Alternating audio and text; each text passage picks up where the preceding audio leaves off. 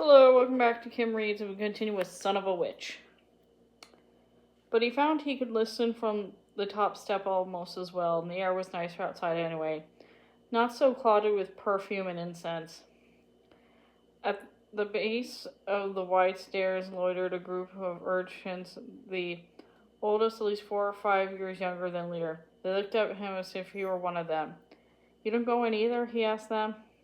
"Never had a chance," said one. "Never wanted a chance," added another. "What are you doing in here?" "Charity pennies when the service lets out, stupid." "Oh, right, don't you get cold?" "No," said a small girl missing some front teeth. "We fight a lot to keep warm." "It's a good song," said Liir. "Can you hear it from down there?" "Don't know any hymny singing." He began to hum the melody and came down a few steps. "One true alone we hear," he said with a bright enunciation, "your secret holy plan." They liked the sound of a secret holy plan. "What is it?" said the gap-tooth girl. "It's secret, stupid," said the older boy. "Shut up," said Liir, happy to bring joy and religion to the masses. "Your secret holy plan, get it? Da-da-da, something. We trust the truth we can. Now there'll be another verse and they'll start over. Everyone ready?"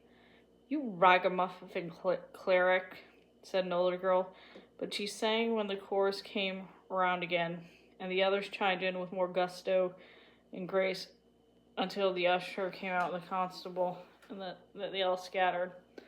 "Thanks," said the urchin leader. "Now we got along, but we got no breakfast. Come on, looters.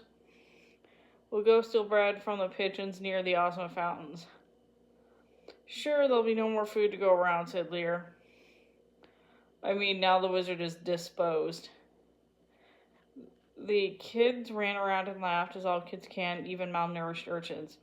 "What became? He's not around to eat his own portion. We'll see about that." Undaunted, Liir wandered about until he came to a small hostelry. A sign read, "Surgery for the Senseless," and beneath that hung a wooden image of scissors and the act of snipping off the heads of a bunch of daisies. This time he knew enough not to go in front door, but to wander through the alley behind till he found another entrance.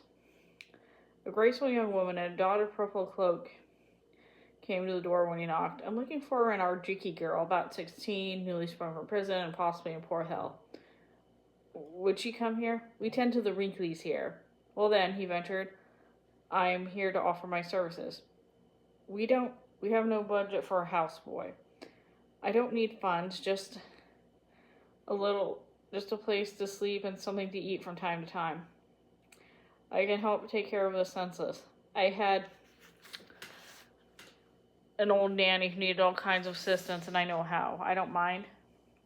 "When we're through with them, they don't need much help," said the woman. "They don't care much what goes right or wrong for them anymore, and that's a blessing, don't you think?" "I suppose so. I'm merely looking to be of service," he said. "My life starts today," he wanted to add, but she looked too cross to take that all in. "I won't be surprised if the solicitor sent you to spy on us," she said. "We doctor the patients, not their last wills and testaments. We've clear suspicion any number of times. Why are you tormenting us? Isn't there supposed to be some relief or repression now that the wizard administration has left the palace?" "I'm not from the palace," he said, affronted partly, but also impressed. Could he seem that old and incompetent already? "If you don't go away, I'll set the cat on you." She pulled up her sleeve. Her left arm was raw with swellings and scab. "Unlike son, he's not very nice since he's been neutered," she said ominously. Liir had the feeling that if there was a cat in the house, it was really a cat. Backed up. "I couldn't just come in and get warm," he said, but she had begun to shut the door.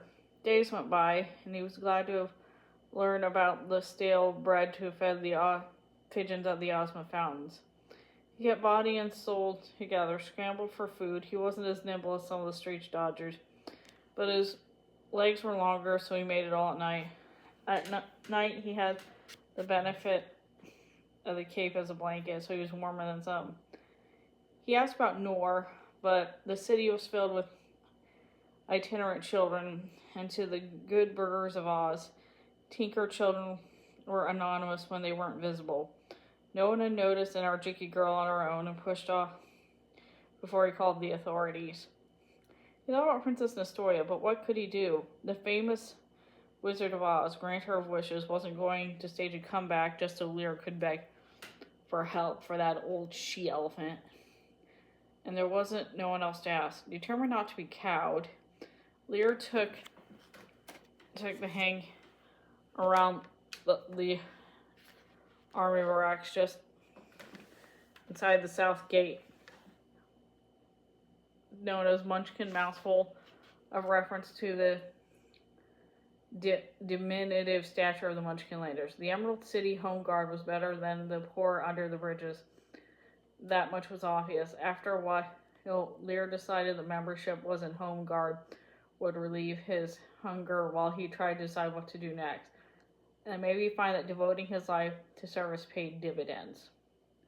Stuffing to the old cape in a sack, pressing it as compact as he could manage, Liir joined the throng of the roughhouse boys on the parade grounds, the boys who played gooseball with soldiers at free exercise.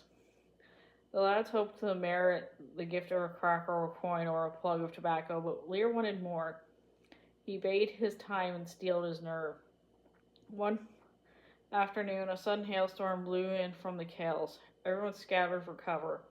Liir ducked into a narrow archway, hardly holding enough to protect one. The soldier already there couldn't be more than a year or two older than Liir, and so fell into conversation as they waited out the storm.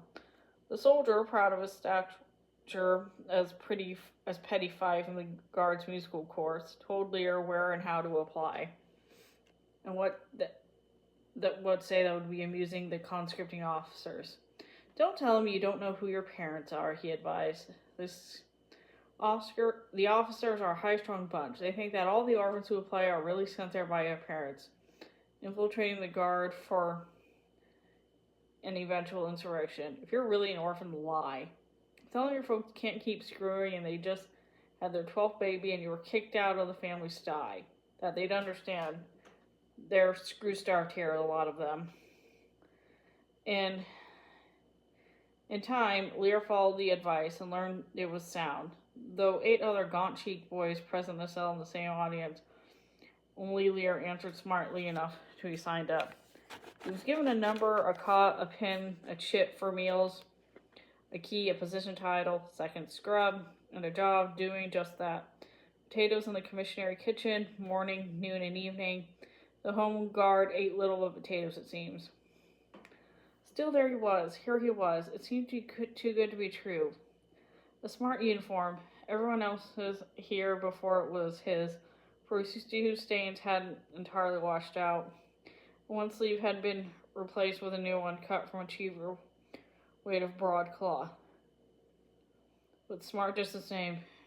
It came in with a cap sporting a silly stuffed brim in front and a coffee pear gold-colored top up top.